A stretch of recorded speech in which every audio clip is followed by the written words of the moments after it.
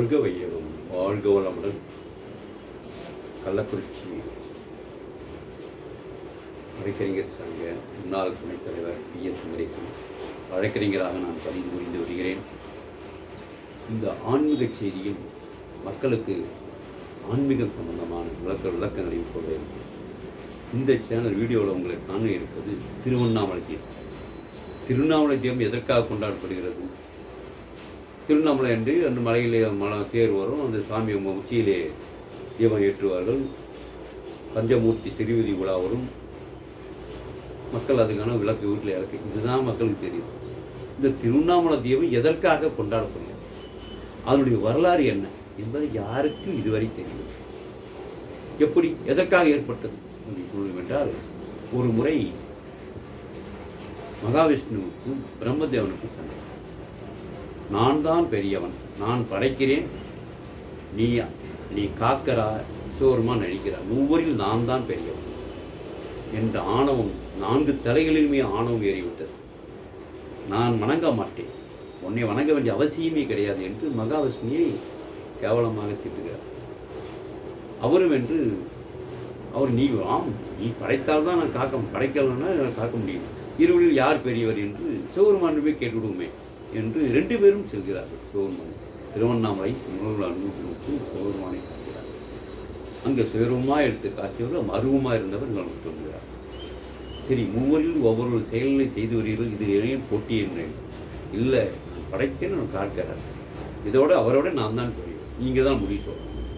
சரி, உடனே சிவபெருமான் என் முடி இருவரையும் யார் பார்க்கிறார்களோ, அடியை பார்த்தாலும் முடியை பார்த்தாலும் இருவரும் யார் பார்க்கிறார்களோ அவரே நம் ஒவ்வொரில் உயர்ந்தவர் என்று சொல்கிறார். உடனே பிரம்மன் என்ன பண்ணுகிறார், உடனே சிவனோடு முடியை பார்ப்பதற்கு அன்னப்பச்சி உருவம் கொண்டு அப்படியே மேல் நோக்கி பறந்து செல்கின்றே இருக்கிறார். சிவபெருமான் மகாவிஷ்ணு என்ன பண்ணுறாருன்னா, மகாவிஷ்ணு பூமியை நோக்கி நான் பாதாளத்தை வழியே சிவபெருமானுடைய பாதத்தை நான் பார்த்து விடுகிறேன் முதலில் என்று நான் தான் பார்க்க போறேன் என்று பாதத்தை பற்றி சொல்கிறார். இருவருமே போட்டி போட்டுக்கொண்டு சிவபெருமானுடைய பாதத்தை மகாவிஷ்ணு அவர்கள் கண்டிருவம் எடுத்து நோண்டி கொஞ்சம் பாதாளம் 7 பாதாள லோகத்தையும் நோண்டுகிறார். சிவபெருமானுடைய காண கிடைக்காத அந்த பாதத்தை திறந்து நோண்டிக்கொண்டே இருக்கிறார். மேலே அன்னப்பச்சியாக இருப்பவர் நாளை மேலே அன்னப்பச்சியாக பறந்து கொண்டே இருக்கிறார். அப்போ கல்ப கோடி காசம் 1000 ஆண்டுகள் 3000 ஆண்டுகள் மேலே ஒரு கலியுகம், ஒரு 3 யுகங்கள் ஆகிவிட்டது. சிவபெருமான் முடியை காணவில்லை. உடனே சிவபெருமான் முடியிலிருந்து சுமார் ஒரு 2 யுகங்களாக ஒரு தாழம்பு வந்து சிவன் பூமியை நோக்கி வந்து கொண்டிருக்கிறார். உடனே அந்த தாழம்புவிடம் அம்மா, நீ எங்கிருந்து வருகிறாய்? நான் ஒரு கல்பம், ஒரு யுகத்திற்கு முன் புறப்பட்டேன் பூமியை நோக்கி வருவதற்காக. நான் வந்து கொண்டிருக்கேன், சிவபெருமான் தலைமுடியை அலங்கரித்து வந்து கொண்டிருக்கின்றேன் என்றார். ஆகா, ஒரு யுகம் புறப்பட்டு 2வது யுகத்தான் இங்கே வரியா, எப்போ 3வது யுகத்தான் நீங்களும் போயிருந்து எனக்காக ஒரு பொய் சொல்ல முடியுமா என்று கேட்கிறார். என்ன சொல்லும், பிரம்மா தேவி, என் வணங்குகிறேன் சுவாமி, நீங்கள் மும்மூர்த்தியில் முதல் கடவுள், உங்களை நான் வணங்க முடியும், எனக்காக ஒரு பொய்யை சொல்லும் என்று சொல்லும்பொழுது அவர் சொல்கிறான், முடியை நான் பார்த்ததாக நீ எனக்கு சாட்சி சொல்ல என்று சொல்கிறார். உடனே சிவபெருமான் சொல்ற அதுக்கு பிரம்மன் சரி, அந்த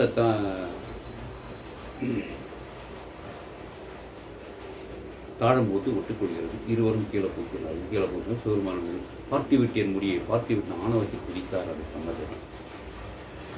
உடனே சிவபெருமான் அந்த வராக ரூபத்தில் போயிட்டு கொண்ட மகாவிஷ்ணு பாதத்தை பார்த்து பாதத்தை தொட்டதையும் இவருக்கு உணர்ந்து, நம் பாதத்தை யாரோ பார்த்து விட்டார்கள் என்று தலையை குனிந்து அவரை சிவபெருமான் மகாவிஷ்ணு தூக்கும்போது முடியும் தாக்குகிறார். பணிவு இருந்தால் எதையும் வெல்லலாம். இந்த கருத்து இருந்தால் மக்களிடையே பணிவு வேண்டும். தான் பெரியவன், எல்லாருக்கும் எனக்கு தான் தெரியும், அவன் தேவையில்லை என்று சொல்லக்கூடாது. அந்த பணியும் போது அந்த சிவபெருமான் சிவபெருமானை பாதை தொட்டவர் உடனே அதை தொட்ட உடனே அவர் வந்து மகாவிஷ்ணு முடியும் பார்த்து, ஆக இருவரையும் பார்த்து விட்டு திருப்பி திருவண்ணாமலை வருகிறார்கள். அங்கு முடியை பார்த்து விட்டதாக பிரம்மன் சொல்கிறார். உடனே உணர்ந்து கொண்டார். தாழம்பும் வந்தது. என்னம்மா முடிவு பார்த்து விட்டார்.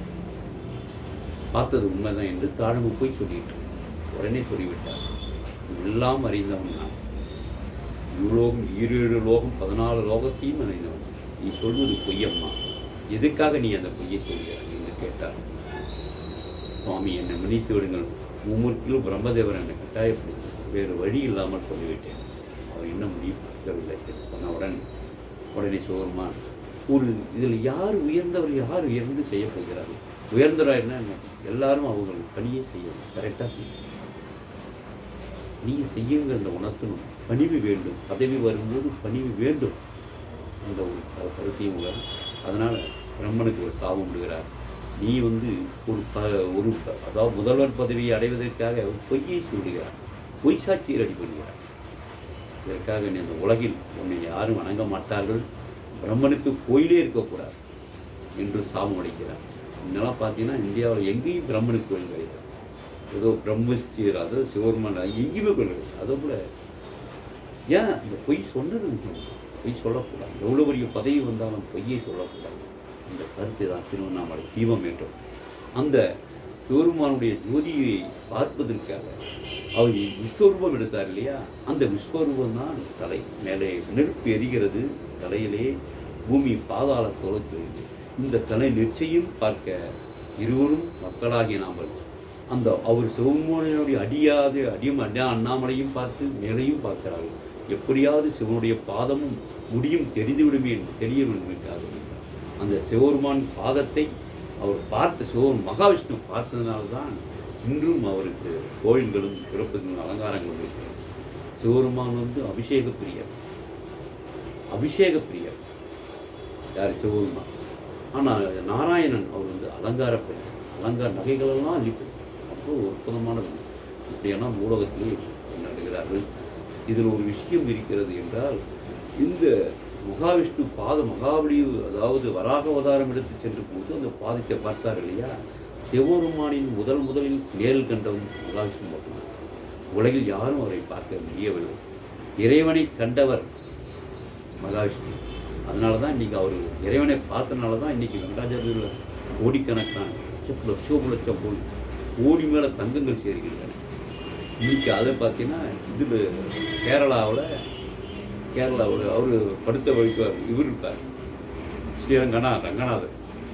இன்னைக்கு உலகத்தில் உள்ள பணம் முழுக்க அங்கே தான் இருக்குது. ஒரு இந்தியாவே விலைக்கு வாங்குற அளவுக்கான பணம் இருக்கிறது. இந்தியா வல்லரசாக அதை எடுத்து விட்டால் இந்தியா அவ்வளோ. ஆக ஒரு இறைவனை நேரில் கண்டவருக்கு இந்த மதிப்பும் மரியாதையும் இருக்கிறது என்றால், பொய் சொன்ன மனிதர்களுக்கு என்ன உலகம்? பொய் சொல்ல எக்காலத்தில் பொய்யை சொல்ல நான் தான் பெரியவன், நான் என்கிற அகந்தை ஒழிய வேண்டும். அண்ணாமலையார் கோபுரத்தை பார்த்தாலே அகந்தை போயும், அந்த உச்சியை தீபத்தை பார்த்தாலே நமக்கெல்லாம் நான்கிற ஆணவம் ஒழிந்து விட வேண்டும். அதற்கு இந்த காணொளி முக்கியம். அதனால்தான் திருவண்ணாமலையிலே அந்த தீபத்தை வீட்டில் ஏற்றுகிறார்கள். மடுவில் எல்லாரும் அந்த கோபம் கொண்டாடுறாங்க. திருவண்ணாமலை தீபம் அவ்வளோ அற்புதமான ஒரு கருத்து. திருவண்ணாமலை தீபம் யார் பெரியவர் என்று மனிதர் போட்டியிருந்தார்கள் தான் மக்கள் உணர வேண்டும். ஒவ்வொரு விழாவும் இந்துக்களும் தன்னுடைய செயல்பாட்டை தன்னுடைய வாரிசுகளுக்கு சொல்லிக் கொடுங்க. திருவண்ணாமலை தீபம்னா விளக்கு ஏற்றுறது தான், கோயிலில் இருக்க அங்கே ஏற்றுறது தான் அப்படின்னு சொல்லக்கூடாது. மலையில் தீபம் எரியும் தேர் வரும்னு சொல்லாதீங்க. எதற்காக ஏற்பட்டது அப்படிங்கிற கருத்தை நம்முடைய வாரிசுகளுக்கு சொல்லணும். திருவண்ணாமலை தீபை பற்றி இந்த காணொலியை உங்களுக்கு நான் சொல்கிறேன். இந்த வாரிசுகளுக்கு சொல்லுங்கள். தமிழ் மக்களாக வாரிசுகளுக்கு சொல்லுங்கள். ஆணவம் இருக்கக்கூடாது என்பதுதான் இந்த கையை கொண்டு அதை சொல்லுங்கள். திருவண்ணாமலை அண்ணாமலையாரை பௌர்ணமி என்று ஒவ்வொரு பௌர்ணமி என்று தரிசனம் பண்ணுங்கள். அவருடைய முழு உருவம் கிடைக்கிறது. பாதம் பார்க்க பாதம் திருவண்ணாமலை பாதம் அடி அண்ணாமலையும் அவர் பாதம் இருந்தவரும் அடி அண்ணாமலை யாரும் பார்க்க மாட்டேங்கிறாங்க. சில பேர் கோயில் அடி அண்ணாமலை முதல் பழைய அண்ணாமலை கோயிலாக இருந்தால் புதியதாக மன்னர் கட்டின இந்த கோயில் 4 பெரிய கோபுரங்கள். அடி அண்ணாமலை பாதம் தரிசித்து விட்டு மேல் கோபுரத்தையும் தரிசனம் பண்ணுங்க. ஆக அவ்வளோ அற்புதமான ஒரு திருவண்ணாமலை தீபம் வர இருக்கிறது. அந்த தீபங்களுக்காக எதற்காக ஏற்படுத்தப்பட்ட என்ற விவரமும் நம் வாரிசுகளுக்கு நாம் சொல்ல வேண்டும் என்பதுதான் இந்த வீடியோ.